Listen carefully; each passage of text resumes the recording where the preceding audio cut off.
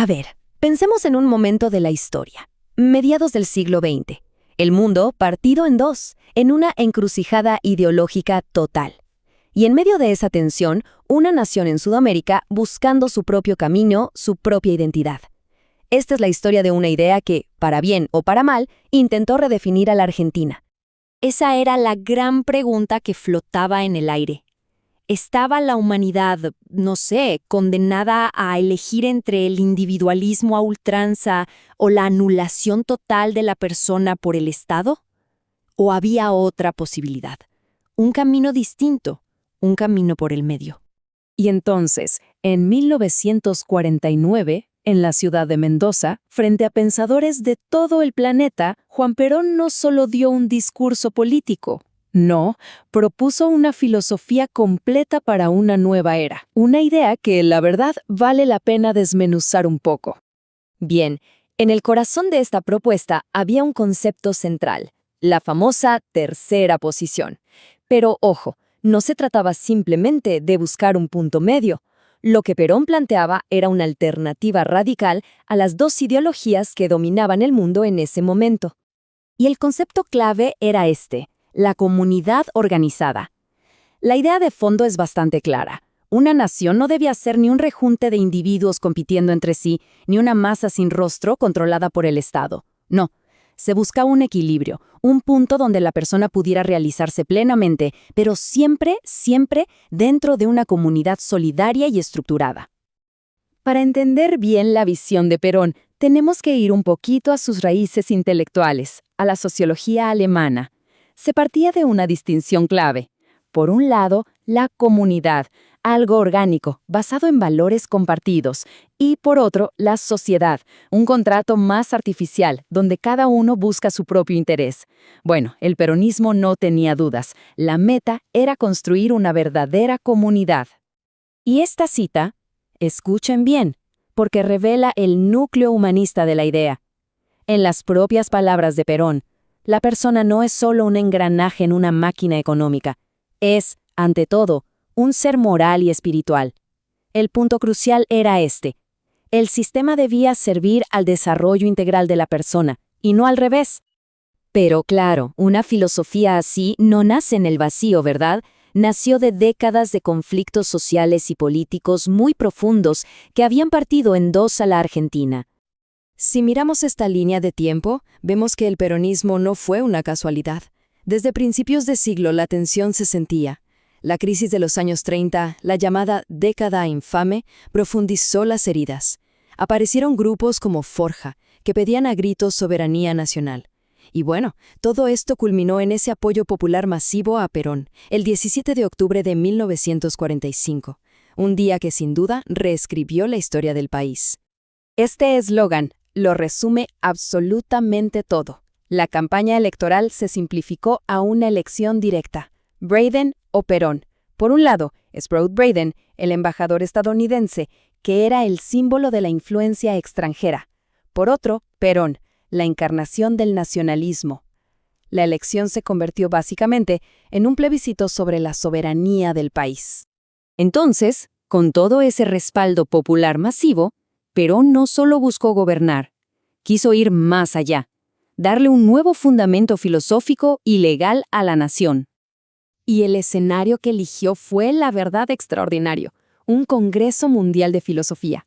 Imagínense, figuras de Europa y América no se juntaron para debatir en abstracto, sino para escuchar a un jefe de Estado proponer cómo organizar una nación entera.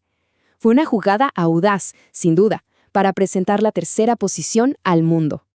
Y claro, tenía el mandato político para hacerlo. Miren estos números de la elección para reformar la Constitución. El peronismo sacó más del 60% de los votos y una mayoría aplastante de delegados. Esto le dio la fuerza necesaria para llevar su visión filosófica a la ley fundamental del país. Bueno, y ahora veamos cómo esta idea se hizo realidad. No se quedó en un discurso, para nada. Se convirtió en la base de una nueva constitución. La Constitución de 1949 fue, en esencia, la versión legal de la comunidad organizada. El objetivo era crear un Estado social de derecho, que no solo garantizara las libertades individuales, sino que interviniera activamente para asegurar el bienestar de todos. Y aquí es donde la cosa se pone concreta.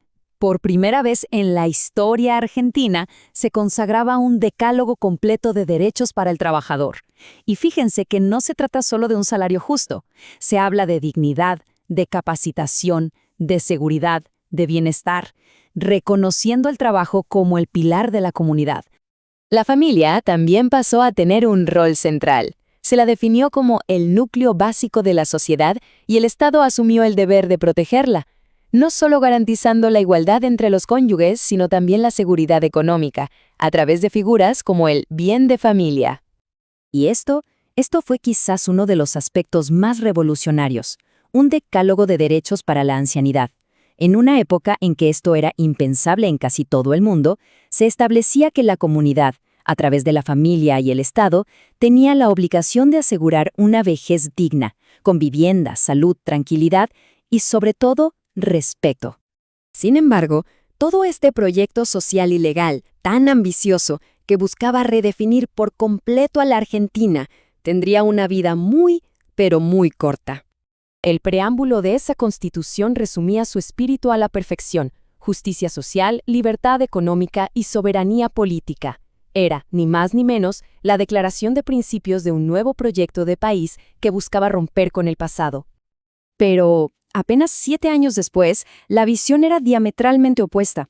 Para el gobierno militar que derrocó a Perón, la misma constitución, que para unos era un avance social, para otros era ilegítima. El argumento era que no había nacido de una libre autodeterminación. Un choque frontal, total, de visiones sobre el país.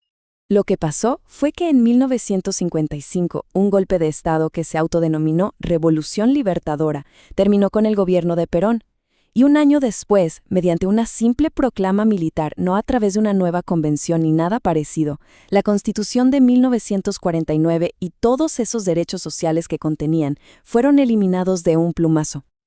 Entonces, ¿qué queda de todo esto? La verdad es que la discusión sobre el legado de este periodo sigue más abierta que nunca, y es fundamental para entender la Argentina de hoy. Sin duda, la experiencia peronista dejó una marca imborrable. Creó una polarización que, de alguna manera, persiste hasta hoy, pero al mismo tiempo incorporó a la vida política y social a millones de personas que antes estaban completamente excluidas. La idea de un Estado con un rol activo en garantizar derechos sociales se instaló para siempre en el debate nacional. Y esto nos deja con una pregunta final que queda flotando en el aire. Los debates de 1949 sobre el rol del Estado, la función de la propiedad, el equilibrio entre el individuo y la comunidad, ¿no son en el fondo los mismos que tenemos hoy? No solo en Argentina, sino en todo el mundo. La pregunta de cómo construir una sociedad de verdad justa sigue sin una respuesta definitiva. Quizás mirar al pasado nos dé algunas pistas.